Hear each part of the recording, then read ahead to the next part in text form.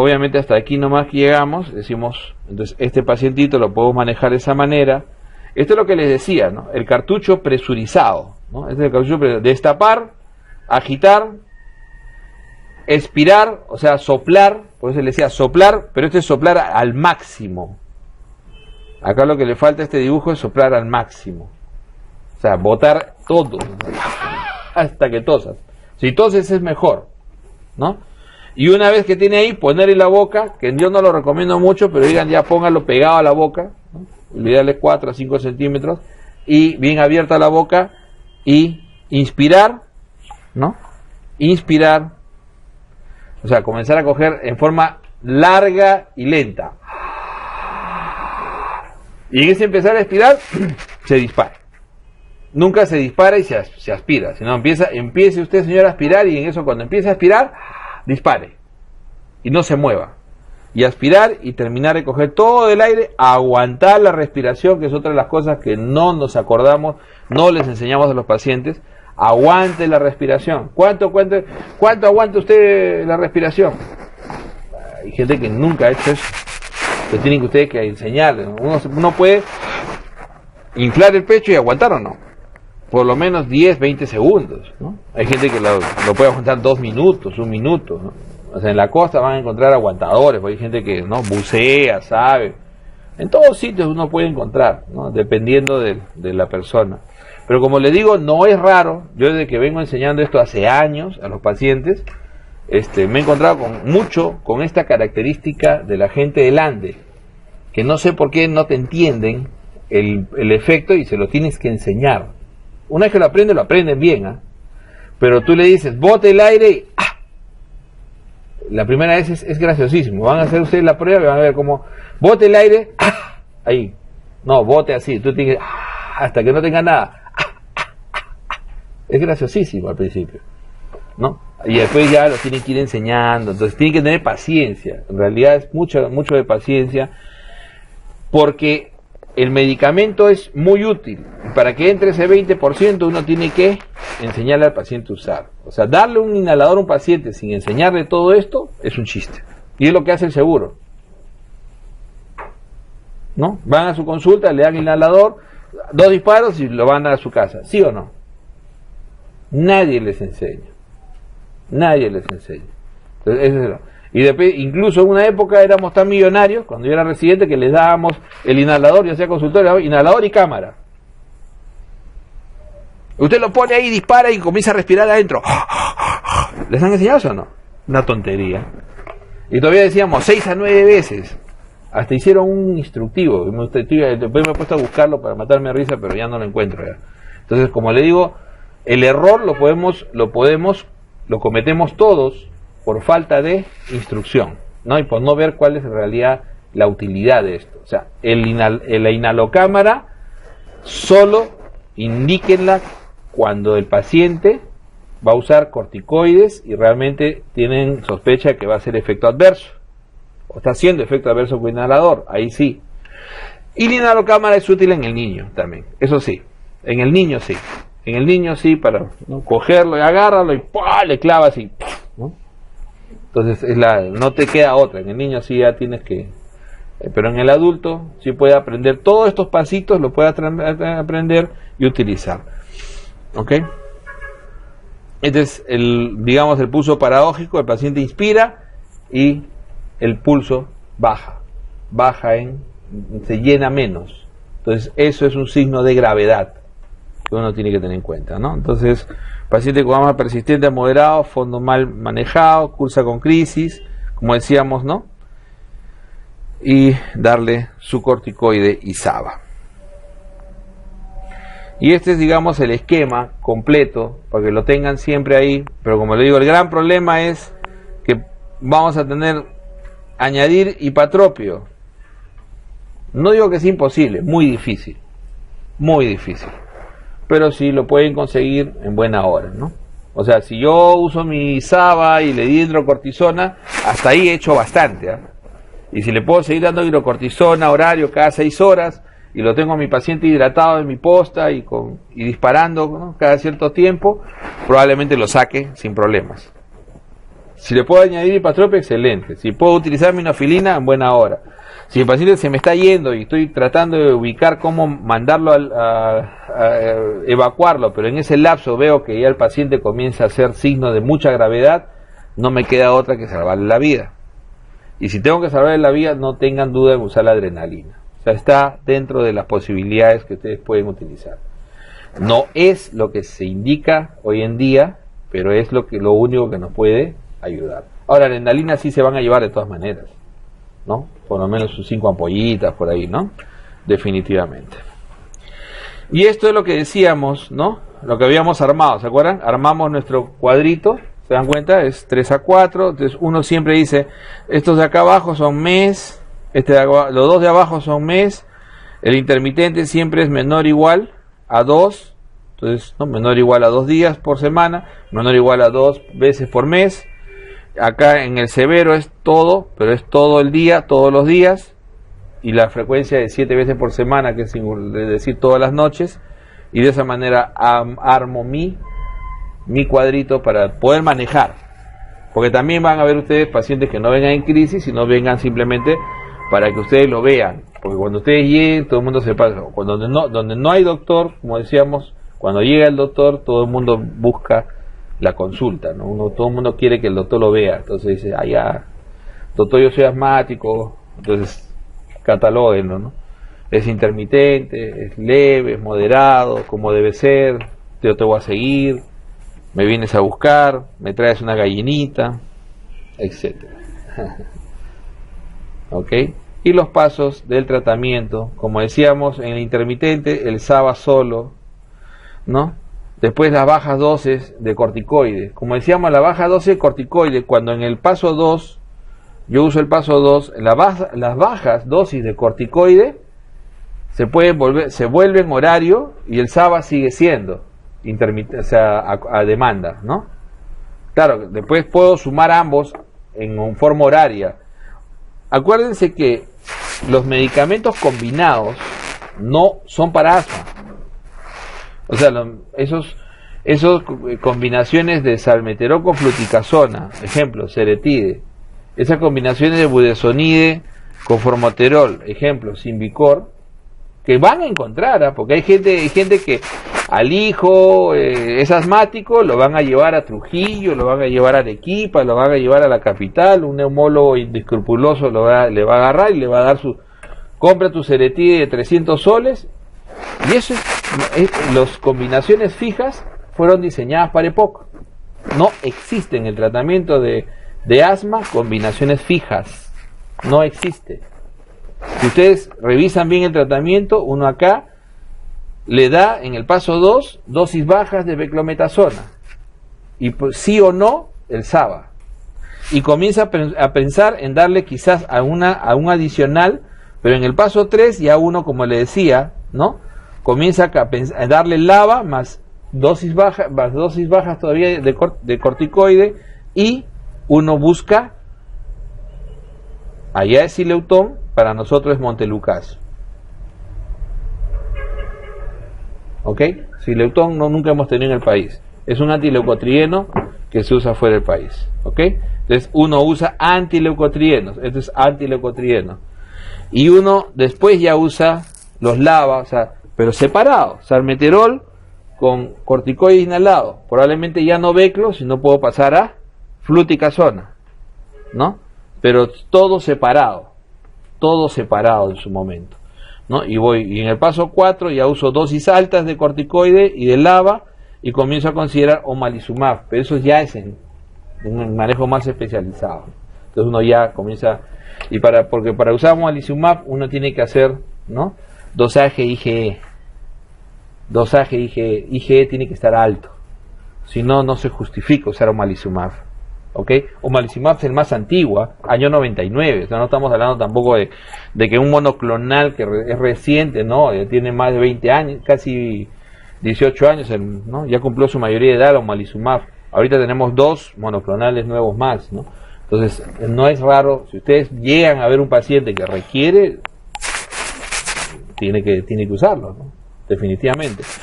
pero tiene que ser con dosaje de IgE previo. Entonces, en su centro, ustedes lo básico es que van a evaluar. Hay gente que ya está mal manejada. Una de las primeras cosas que yo les aconsejo y que se van a sentir bien de hacer es quítenle los corticoides sistémicos. Hay mucho, van a encontrar mucho, ahora que van a ir a la calle, van a encontrar mucho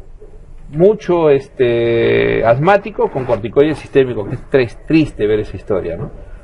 Con efectos adversos, que cada vez que tienen crisis creen que tienen que tomar y se compran su prednisona de 50 y te dicen, no, yo cada vez que me dan mi crisis, doctor, me comienzo a tomar mi prednisona de 50. ¿Y por qué? Porque así le indicaron alguna vez y así aprendieron. Entonces uno tiene que educarlo. Eso nunca lo debe usar a no ser que sea extremo. Incluso cuando uno llega acá, uno llega hasta el final, recién en el último paso, miren, recién en el último paso, considerar acá la posibilidad de corticoides. No es ni siquiera en el 3, en el 2, en el 1, nada. Es al final del tubo, que uno recién considera usar corticoides. ¿Ok? Listo. Entonces, como decíamos, no tengo medios, adrenalina. No tengo medios, adrenalina. Ahí en el tercio superior del antebrazo. Como les decía, lo pueden colocar, tratar de dejarlo en forma fija, porque no lo van a poner en todo momento. La manera de fijarlo es como les dije, ustedes lo ponen ahí, como decía, lo ponen, ¿no? Ponen la agujita con su jeringuita, su algodón, y acá está la piel, y su esparadrapo, ¿no? Y su esparadrapo. Entonces le ponen su esparadrapo, está en ángulo, ponen su tercio, pero tienen que controlar bien su frecuencia cardíaca y síntomas asociados. Los síntomas que tienen que llamar la atención es que el paciente haga angina, dolor de pecho, que el paciente haga cefalea. Entonces ahí ya tener mucho cuidado para seguir usándolo, ¿no? En este tipo de pacientes. Entonces, en la parte respiratoria más difícilmente podemos hacer. Difícilmente tenemos más recursos para otras patologías. Definitivamente en la parte respiratoria, ¿qué podemos tener más? Que se nos presente una motora de atención. Bueno, ya sería dramático, ¿no? Pero puede pasar. ¿No? Puede pasar. Una motora de atención espontáneo, siempre recuerden que una persona joven, generalmente una bula enfisematosa congénita que se revienta después de un ejercicio, es lo más fácil del mundo manejarlo, salvarle la vida. Lo único que hay que tener es calma nada más, porque el paciente está timpánico, el paciente se ingurgita, el paciente incluso va a estar casi hipotenso, se está ahogando y ustedes tocan que el pecho está insuflado, hasta puede tener enfisema subcutáneo. Entonces en ese momento lo que tienen que por lo menos equiparar ustedes es la presión interna a la externa y solamente meterle cualquier tubo, o sea, puede ser una aguja 18, un Avocat, pero al aire libre, lo desinflan y ya le salvaron la vida al paciente. Y con eso ustedes lo pueden trasladar hasta donde se pueda poner un tubo, ¿ok? Un tubo. Entonces el enfisema, el neumotórax a tensión, ustedes por lo menos tienen que abrirlo al medio ambiente. Lo mínimo, o sea, nadie les pide que le pongan un sistema cerrado de drenaje. Pero lo mínimo que un médico tiene que hacer ahí en ese momento es darse cuenta que tienen que meterle una aguja por lo menos de 18 para que el paciente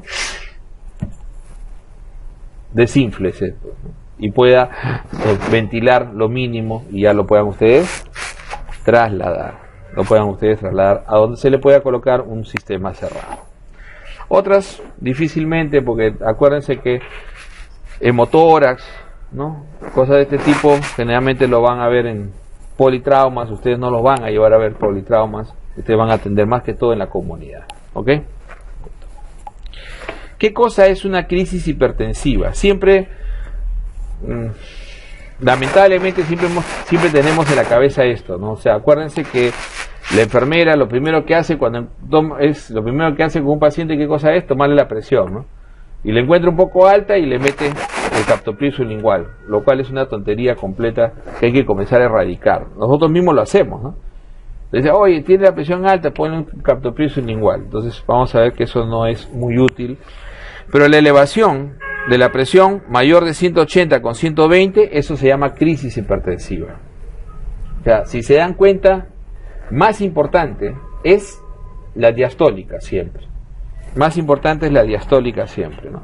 Y esto te constituye básicamente, dependiendo de la sintomatología y dependiendo de que el paciente haga o no daño a órganos blancos, nos puede dar la hipertensión severa, que en realidad es una hipertensión no controlada, y eso es muy frecuente, ¿eh? Nos da la urgencia hipertensiva y nos da la emergencia hipertensiva. ¿Ok? Emergencia hipertensiva que probablemente en la comunidad muy poco vamos a poder hacer, pero algo podemos hacer, ¿no? Pero lo que tenemos que por lo menos es tener el diagnóstico y las cosas precisas. Entonces el paciente le tomó la presión y tiene una... Si el paciente tiene 180 con 100 es un paciente mal controlado. Tienes todo el tiempo del mundo para controlarlo. O sea, no te tienes por qué estresar. Tengo un paciente con 180 con 100. Doctor, tengo un paciente... Tranquilo. Tienes por lo menos 3, 4 días para ajustar tu dosis, tranquilo. Tienes 2 o 3 semanas para ir bajándole la presión con calma, ¿no? O sea, salvo que tengas sintomatología asociada que sea real. Entonces vamos a ver eso, lo real. La hipertensión severa, incluso se considera hasta de 110 para arriba, son pacientes que generalmente no tienen síntomas significativos, pero lo encuentras con esa presión, ¿no? Un poco mayor de 180 con 110, lo encuentras con 200 con 100, 190 con 100, 190 con 110, de repente entonces lo encuentras por encima de 180 o por encima de 110. Ese paciente a lo más tiene un dolor de cabeza por ahí muy leve, una cosa muy... No hay daño a órgano blanco, no requiere internamiento nunca. Ese paciente es ambulatorio. Hay que disminuir la presión entre 3 a 7 días, o sea, no necesita sublinguales, no necesita bajar la presión en forma intensa. O sea, eso de meterle a estos pacientes sublinguales, empezando que el captopril sublingual se absorbe muy mal, se absorbe igual que si lo tomaran por vía oral, o sea, no hay ventaja con el captopril sublingual, entonces no tiene mucho sentido. Entonces, uso de la vía oral fundamentalmente y ver si el paciente requiere enalapril, amlodipino e hidroclorotiazida, que son las 3 drogas que uno tiene que manejar en la comunidad. O sea, olvídense de que van a manejar los sartán, valsartán, iversartán, olvídense que van a manejar nifedipino 30R, irradipino, felodipino, olvídense que van a manejar ¿no? otro tipo de drogas. O sea, lo que uno puede tener en la comunidad con mucha facilidad es enalapril, hidroclorotiazida y amlodipino. Esas son 3 drogas muy útiles para manejar a cualquier paciente hipertenso, incluyendo estos pacientes severos. Y combinar en estos pacientes enalapril, amlodipino y hidroclorotiazida es ideal. Acuérdense que el medicamento 1, así como en la diabetes, el medicamento 1 solo y rey es la metformina. Nadie supera metformina hasta el día de hoy, ni siquiera los nuevos. Sigue siendo el 1 solo, absoluto y rey del tratamiento. Igual, en hipertensión, hidroclorotiazida sigue siendo el rey. Digan lo que digan, aunque no les guste. Digan lo que digan. Nada supera hidroclorotiazida. En mortalidad, en efectos adversos. O sea, hidroclorotiazida, definitivamente, la única desventaja que tiene hidroclorotiazida es cuando el paciente tiene menos de 30 de depuración. Ahí sí ya no funciona. O sea, hidroclorotiazida deja de funcionar por debajo de 30 de depuración. ¿Qué puede sucederles que tengan un paciente por ahí que tenga una depuración mala y esté con menos de 30, ¿no? Entonces, ¿qué es lo que primero que le doy a un paciente? Hidroclorotiazida. Leve, paciente lepa, hidroclorotiazida. Y tiene lógica, porque no solamente, porque gran parte de toda la fisiopatología de los hipertensos es, sin tratamiento, es que tienen sobrecarga de volumen y sobrecarga de electrolitos.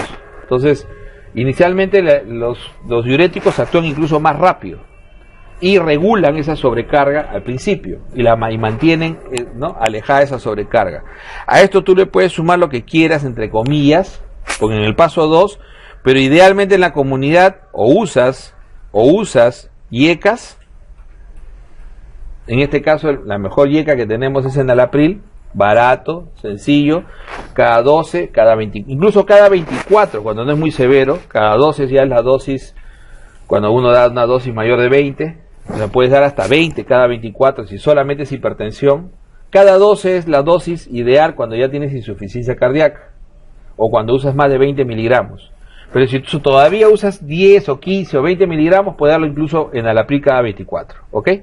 O sea, por vía media. Y o la otra alternativa es un bloqueador de canal de calcio, que en este caso idealmente va a ser, o sea, en este caso acá el IECA va a ser enalapril, ¿no es cierto? El ideal, y acá va a ser amlodipino. El bloqueador de canal de calcio. ¿En quién prefiero amlodipino? ¿Quién se va? Ya escogieron, todavía no han escogido, ¿no? Pero quien se vaya para las zonas norte, sur chico, ¿qué es lo que más va a prevalecer entre su gente? ¿Morenos o no? El moreno va muy mal con yecas y con aras. Es bloqueador de canal de calcio, fundamentalmente. ¿Ok? Es fundamentalmente bloqueador de canal, es hiporreninémico. Entonces es un paciente que no va a pero yo lo tengo, estoy ya con hidroclorotiazida, lo tengo con hasta le he hecho comprar valsartán, no seas malo. O sea, ¿por qué? Pues ese paciente tenía que haberle dado amlodipino. Ahora, ¿por qué amlodipino? Amlodipino es leve a moderado. O sea, va bien, empiezan siempre con 5 miligramos. Nunca empiecen ninguna de estas drogas con la dosis más alta. Si yo empiezo hidroclorotiazida, siempre empiezo con 12.5, o sea, lo que es media tableta. Y después de unos días o semanas ya voy a 25. Máximo 25, nunca se usa más de 25. Ya está demostrado que más de 25 no sirve. ¿Ok? Si yo uso enalapril, o sea el IECA, siempre empiecen con la dosis más baja, siempre empiecen con 5 miligramos. O sea, mitad de tableta los primeros días.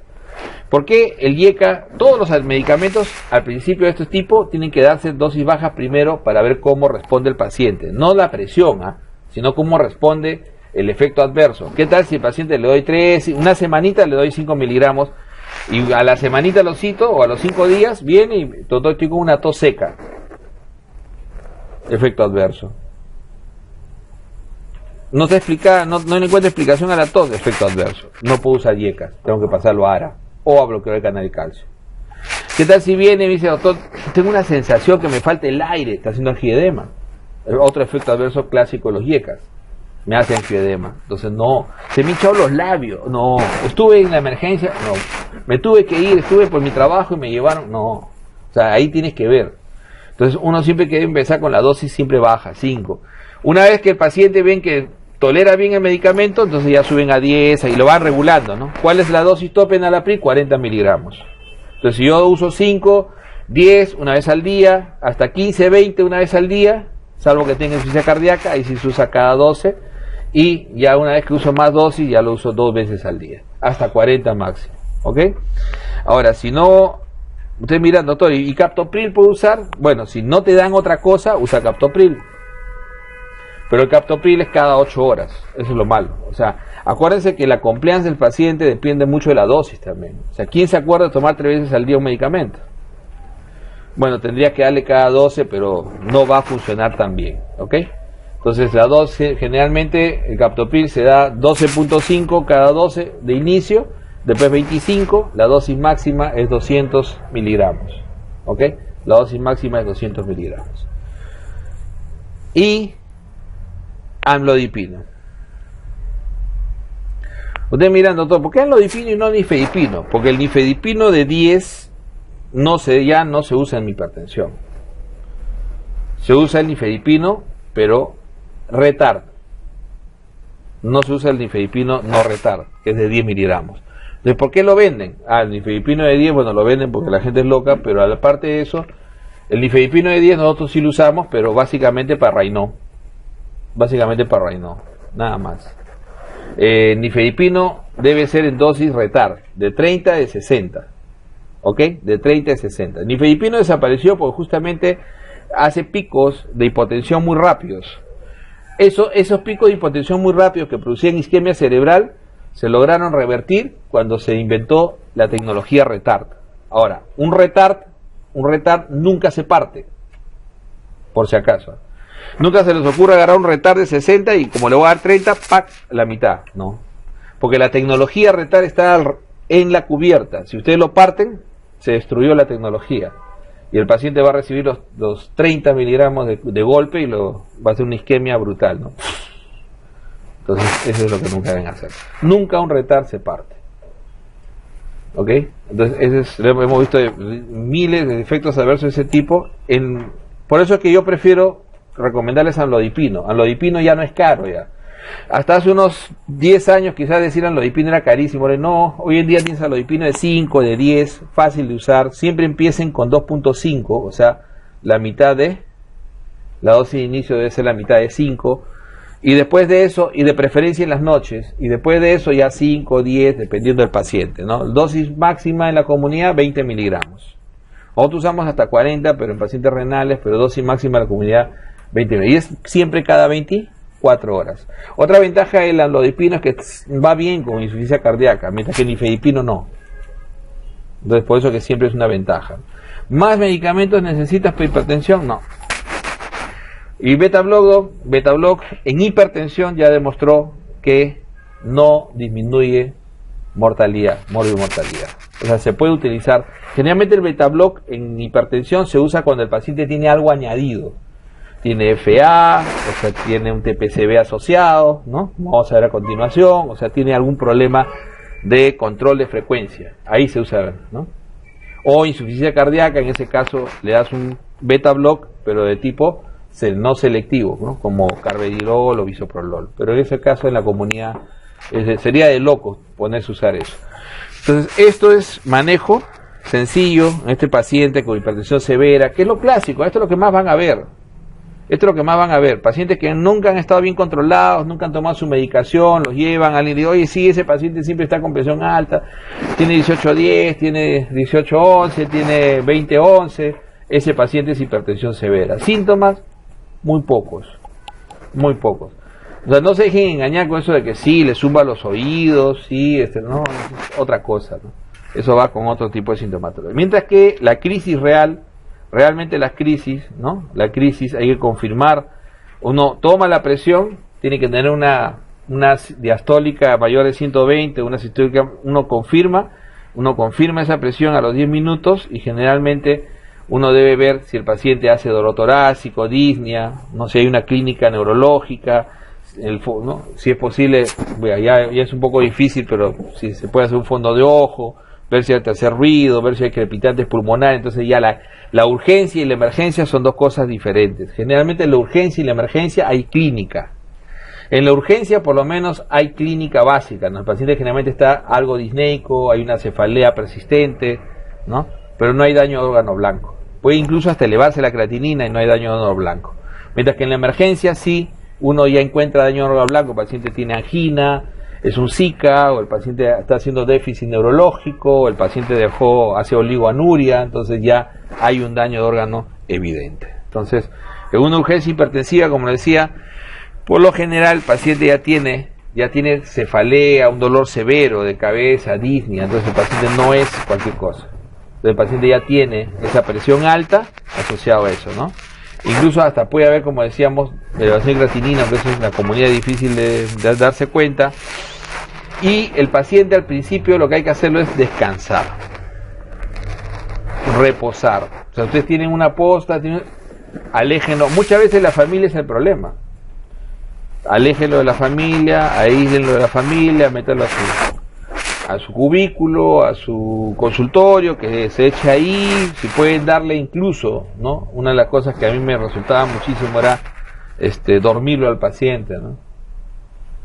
Si por ahí tienen diazepam, si por ahí tienen alprazolam, incluso si por ahí tienen midazolam, mejor todavía, y le meten midazolam al paciente que duerma, y van a ver cómo la presión cae.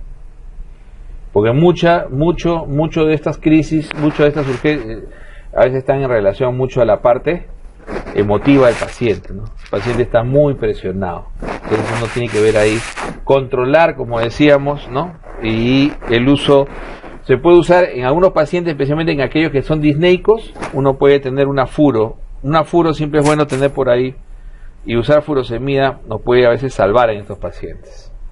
Entonces el paciente, si efectivamente lo vemos con algunos crépitos, si lo vemos disneico, sospechamos, ya está en el límite, dice a la emergencia hipertensiva, utilizar quizás bajarle la carga, utilizando furosemida puede ser salvatorio, para que el paciente después pueda hacer. Acuérdense que ustedes no van a tener electro, no van a tener radiografía a la mano, todo es clínico, su tensiómetro, su ocultación, hay un poco de crépito, su buena anamnesis y tomar la decisión en ese momento, ¿no?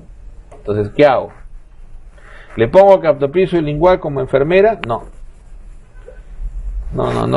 Si quiero le doy vía oral. Pero lo que voy a hacer con ese paciente fundamentalmente es tratar de catalogarlo bien. O sea, es un paciente solamente con hipertensión severa, que puedo mandarlo a su casa y empezarle tratamiento, o es un paciente que está disneico, algo de congestión, entonces le uso furosemida si tengo a la mano. ¿No? Ese es el problema, tenerlo a la mano. Si no lo tengo a la mano, poco voy a poder hacer. Por lo menos relajarlo, reposar al paciente y darle todos los antihipertensivos que pueda darle por vía oral. Una combinación completa, ¿no? Darle quizás enalapril con hidroclorotiazida, si tengo en tabletas, si tengo furo en tabletas que me queda, le daré 2 o 3 tabletas juntas, tratando de que haga algún efecto, ¿no? O sea, eso ya es, digamos, algo salvatorio, ¿no? Pero definitivamente lo ideal sería que tengan por ahí una furo para que le salven esas circunstancias, ¿no? En ese tipo de pacientes. Ahora, los sublinguales, por eso les pongo acá bien claro, nunca sublinguales, porque los sublinguales son invención que no sirve. Existe sublinguales en cardiología que sí están, pero no están en el país. Por ejemplo, existía antiguamente el nifedipino en gotas para uso sublingual, pero eso ya está hace mucho tiempo desapareció, y existía la hidralacina sublingual que también desapareció. Entonces, como le digo, de ahí aprendimos a usar los sublinguales en los años 70, 80, y después ya, como ya no nos quedaba otra, ya pues captopril, molerlo y ponerlo debajo, ese es, como le digo, no tiene sentido. Denle su vía oral tranquilo, y si pueden darle algún parenteral, furosemida si la tienen a la mano, nada más, tranquilo, ¿no? Y tratar de bajarle ahí en ese momento y ver cómo lo derivan al paciente, porque el paciente puede estar haciendo un infarto, el paciente puede tener o sea, el paciente tiene que ser derivado. En un estado de crisis, ustedes tratan de estabilizar al paciente, pero tienen que coordinar su transferencia, porque no tienen electro, no tienen placa, o sea, el paciente se merece de todas maneras ser derivado, pero tienen que tratar de salvar el momento. Y como decíamos, la emergencia, también igual, lo que les va a quedar es la furo, pero generalmente una emergencia cursa con presiones de este nivel. O sea, sigue el criterio de entrada sigue siendo 180, 120, pero generalmente la emergencia real cursa con ese nivel de presión clásicamente, 220 con 140 para arriba. O sea, son pacientes que tienen déficit neurológico, angina o un zika evidente, congestión pulmonar evidente, ¿no? O sea, ahí si no hay lo único que les va a quedar a ustedes en la comunidad, como les decía, por eso es si quieren tener algo adicional, llévense su furo, que es algo que los puede salvar, que quizás durante todo el año no lo usen, pero el día que lo necesiten, ahí se van a acordar y dicen, qué bueno que lo traje. Y una furo no es mucho, siempre llévense de a 2, o sea, 40 es la dosis. La dosis de ataque siempre es 40, la ampolla es de 20, o sea, siempre debe ser un parcito, así como la cerveza, siempre debe ser un parcito, ¿no? Nunca debe ser de a una. Ok. Entonces, como decíamos, ese reposo puede ser salvatorio, ¿no? Reposo, valorar benzodiazepinas, ¿no? Descartar que sea una pseudocrisis hipertensiva, ¿no? Hay muchas pseudocrisis, no se imagina. Yo he trabajado en emergencia 15 años, le digo, lo que más se ve son eso, ¿no? O sea, más que urgencias y emergencias reales, lo que uno más ve incluso en una emergencia es pseudocrisis. La gente que se peleó, la gente que perdió plata, la gente que recibió una mala noticia, la gente que en su casa descubrió, o sea, a veces ni siquiera se dan cuenta, a veces el paciente viene en estado medio catatónico, ¿no? Y después reaccionan y comienzan a llorar, a gritar, cuando recién evidencian. O sea, uno tiene que adentrarse un poquito en eso, ¿no? Y decir, o sea, hubo alguna circunstancia, al principio todo se niega, uno tiene que insistir por varios sitios, ¿no? Siempre va a haber el que suelte la lengua, ¿no? Tienen 2, 3, ¿qué pasó? ¿Qué pasó? ¿Y qué fue? No, regresó de su trabajo y le encontró a su esposa con el vecino. Ah, ya. Ese es clásico, ¿eh? Entonces, ya. ¿Quién era? González. Sí, el que entra cuando sales. Entonces, ahí, ¿no? Entonces, no es raro, o sea, y pasa. Entonces, pucha, entonces, tu benzoazepina, ¿no? Tu benzoazepina, su par de benzoazepinas, relájate, hermano, tranquilo, llora lo que quieras, aíslalo, y eso funciona. Y te evitas catalogar de emergencia o urgencia y tratar de transferir un paciente que está en una pseudo crisis. O sea, existe la pseudo crisis. O sea, todo ustedes hagan la prueba y cuando estén en estado así de enervación, de molestia, que alguien les tome la presión, van a estar en 200, en 180. O sea, eso es normal.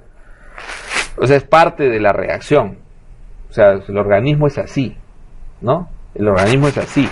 Yo me acuerdo cuando éramos residentes y nos jugábamos con el mapa y nos poníamos ¿no? Ponías un catéter y estabas tranquilo, entre comillas, poniendo tu catéter central y de repente, ¿qué te monitoreaba la presión? Estabas en 200. Tú ni síntomas tenías.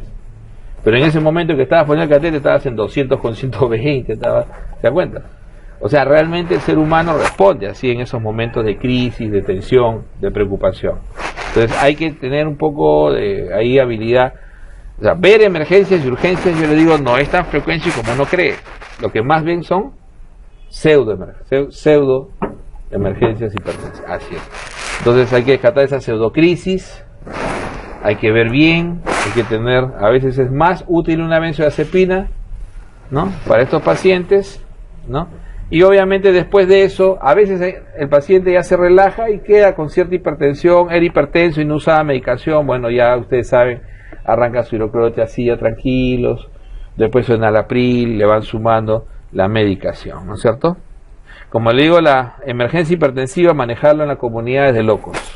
Lo máximo que, si realmente viene un paciente ya con, evidentemente, y realmente se van a dar cuenta, viene el paciente o realmente ahogándose y en edema agudo pulmonar, o viene el paciente con el neurológicamente muy comprometido, entonces no va a caber duda, con presiones que pasan de 240, ¿no? De 220 con 140 usualmente, o sea, son presiones muy altas. Ese paciente no le van a poder, en ese momento lo único que les queda es ponerle furosemida si tienen sus 2 ampollitas que llevaron y buscar la ambulancia y llevárselos. No queda otra.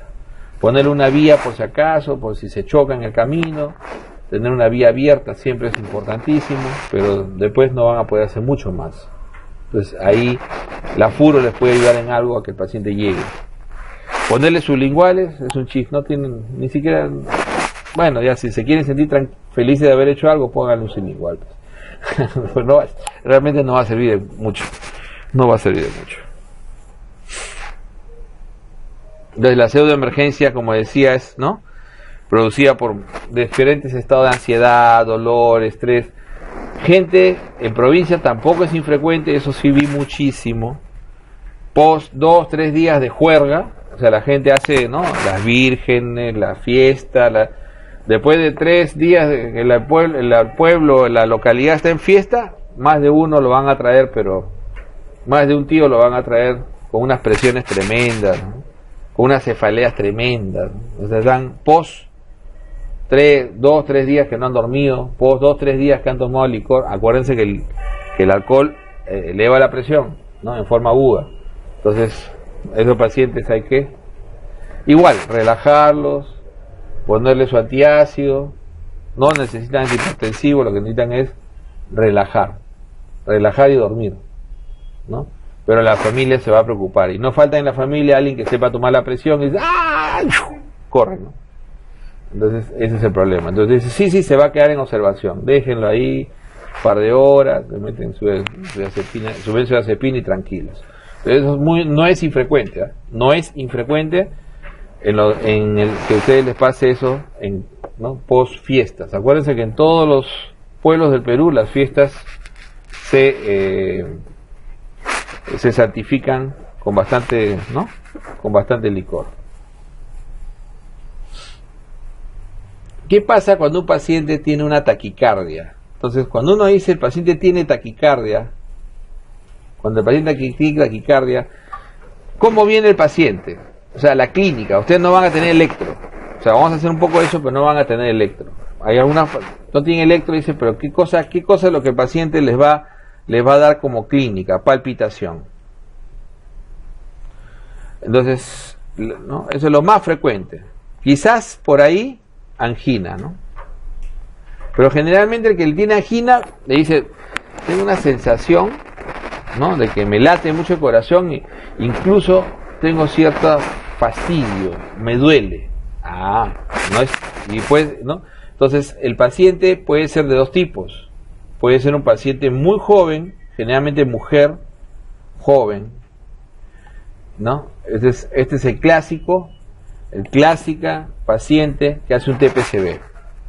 O sea, las mujeres muy jóvenes no es infrecuente que hagan TPCB, taquicardias paroxísticas subventriculares con mucha frecuencia. Entonces ustedes toman el pulso, ¿no? Porque no van a tener más que auscultación y pulso, 120, 130, hasta 140, 150, obviamente el paciente está con sensación de palpitaciones, ¿ok? Está con sensación de palpitaciones. Que puedan diferenciar esto y decir es una FA muy difícil. La FA también acuérdense que debuta con frecuencia alta. Generalmente los FA cuando hacen taquicardia es difícil darse cuenta si son irregulares. ¿Cuándo te das cuenta que es irregular? Cuando hace frecuencia normal. Pero cuando tienes más de 120 de frecuencia es difícil darse cuenta si es irregular. Pero si logras darte cuenta que es irregular, podría ser una FA. Eso no es frecuente en jóvenes. Eso más bien lo van a ver en ancianos. Edad media o ancianos. Entonces, el otro grupo es ese, ¿no? El otro grupo es la persona ya, el adulto mayor, ¿no? El adulto mayor. Entonces, el adulto mayor, ¿no? O puede hacer ya generalmente taquiarritmias. Hace más taquiarritmias. Entonces, hace taqui, pero con, ¿no? Un pulso diferente. Incluso uno al tomar el pulso, uno es más alto que el otro, ¿no? Entonces es irregular. Entonces la irregularidad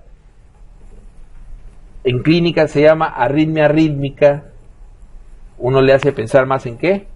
En una FA. En una FA. No es frecuente, les voy a ser franco, no van a ver más frecuente. Lo más frecuente que van a ver es esto. Y esto se ve a cada rato. Esto incluso lo ven hasta en amigos, en familiares, en casa. Mujer joven con palpitaciones. Está tranquilo, de repente, uy, no sé qué me pasa, pero tengo una sensación. Incluso a veces, la paciente, si la frecuencia va por encima de 140, la paciente a veces comienza a tener, tengo una sensación que me voy a desmayar, ¿no?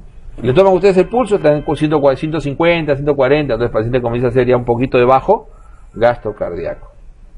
Entonces, lo primero que uno tiene que hacer acá en este paciente es definir eso, o sea, es regular, ¿no es cierto? Sí. Es joven, ¿no es cierto?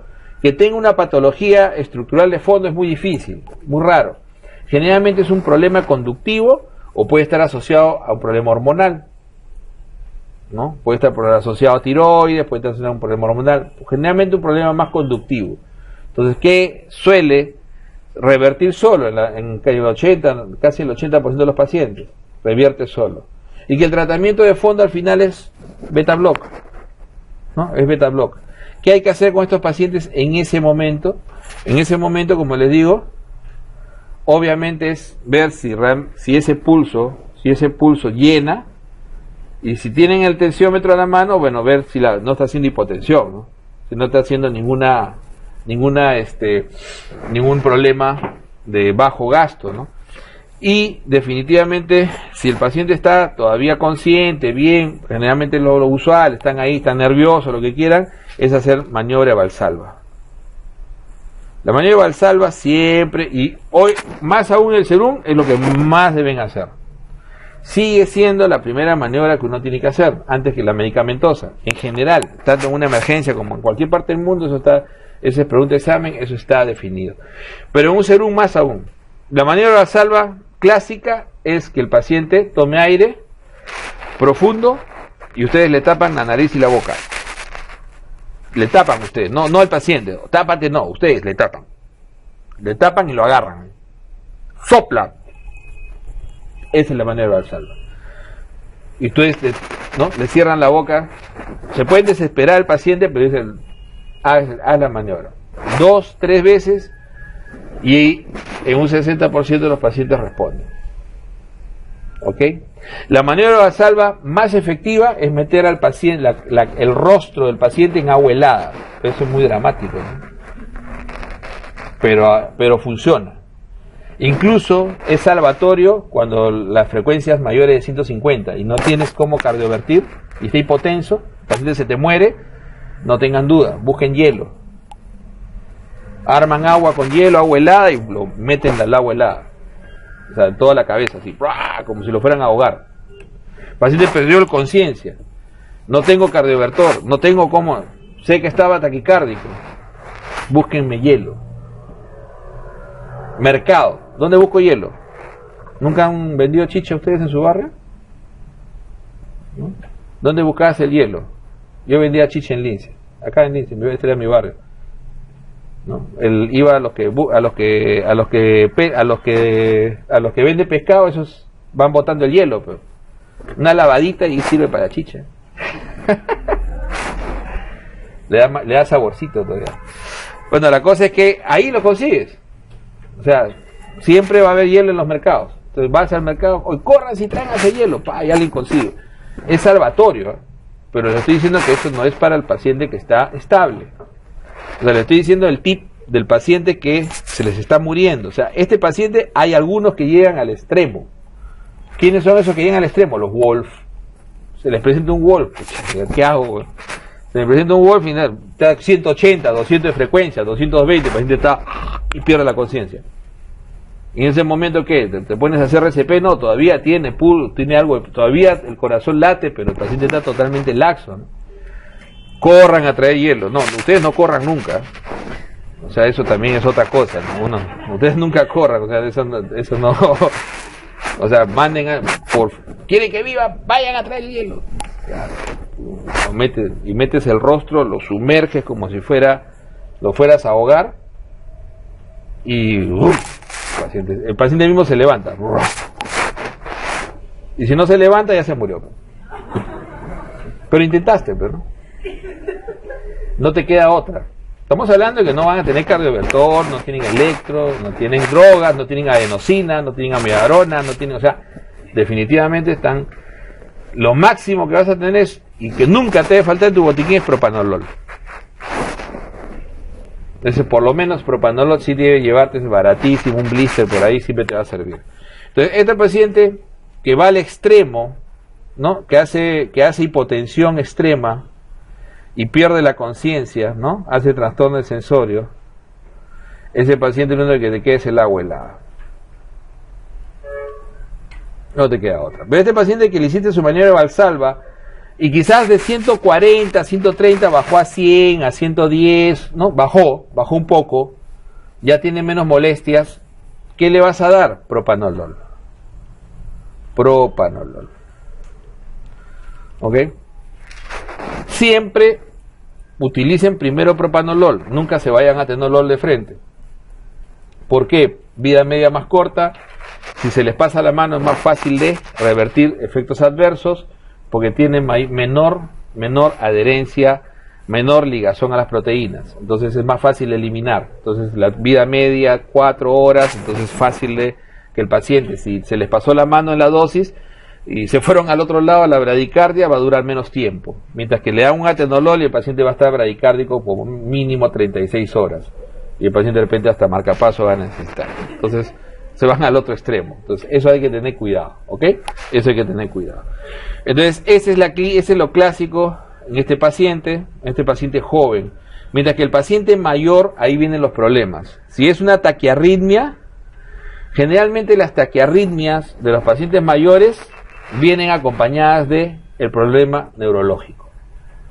Eso no viene nunca solos. Un paciente descompensa su FA porque generalmente hizo un evento neurológico, hizo un pequeño ACV, pero acuérdense que si es cardioembólico nunca es pequeño. Entonces examínenlo bien y probablemente está disártrico, probablemente está hemiparético, entonces eso ya es un ACV.